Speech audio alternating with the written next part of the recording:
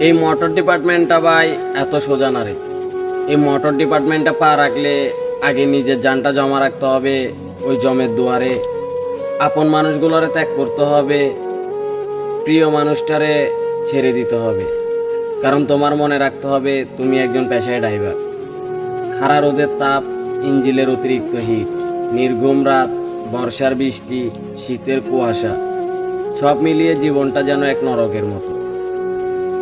দুপুরের খানাটা ঠিক মতো খেয়েছি কিনা সেটাও জানি না, রাতের খানাটাও জানাই থাক, সকালের নাস্তা কখন খাই তাও জানি না, সকালের নাস্তাটা কখন খাই সেটা নিজেরও মনে থাকে না।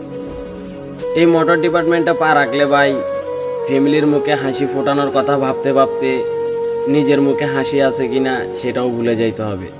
হাজারো কষ্ট বুকে চাপা রেখে সবার সামনে মধুর হাসি হাসতে হবে। এই মোটর ডিপার্টমেন্টটা ভাই এতটাই খারাপ যে এই মোটর ডিপার্টমেন্টে পা রাখলে কেউ